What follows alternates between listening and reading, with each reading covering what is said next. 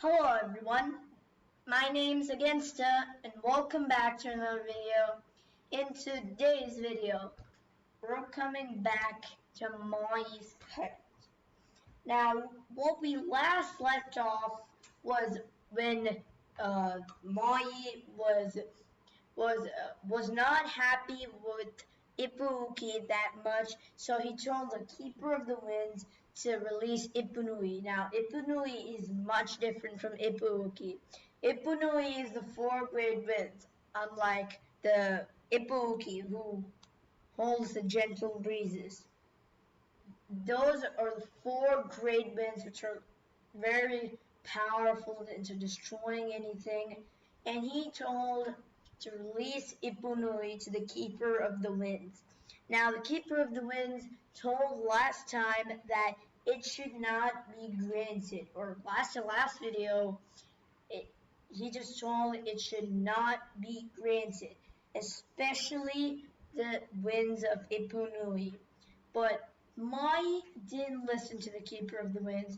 He just started singing and to release Ipunui, and once it got released, everything just destroyed. Ipunui took the kite to fly so high up the mountain, and it just couldn't be able to see anymore. It just disappeared.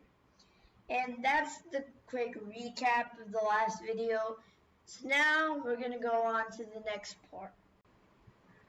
The winds continued to rage over the entire island. A heavy rain sent people scurrying in all directions. The winds had improved, was stronger. At last, the Keeper of the Winds pounced on Ipunui and took it back to the cave. She worked all through the night, gently coaxing the winds back into the guard. Finally, the storm ended. People started calling Maui he who brought the great storm.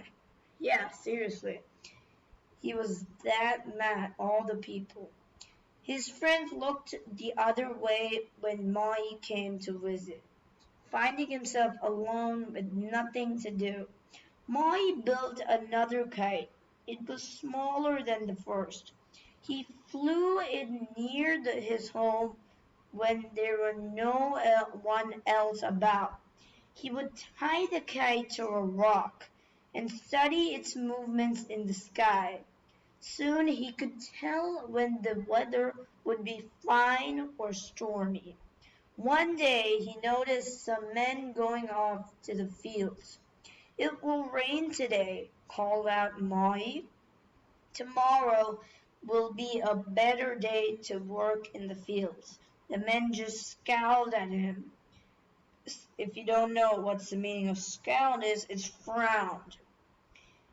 But soon it began to rain, and the men came running back to the village, looking in amazement at Maui. Another day, Maui warned a group of women that their clothes would be blown away from the drying place, because his kite told him where would be a storm today.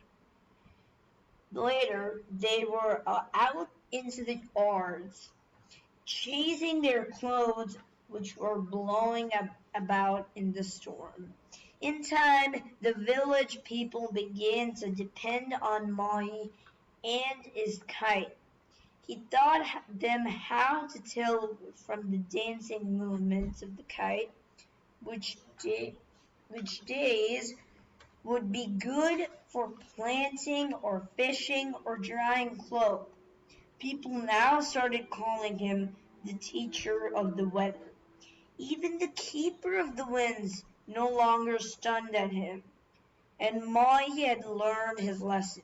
Never again did he call for the Keeper of the Winds of Ipuuki or Ipunui. So that's the end of the story. So hope you guys enjoyed.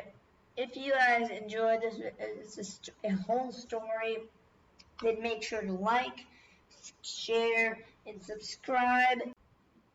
I'll catch you all in the next one. Goodbye.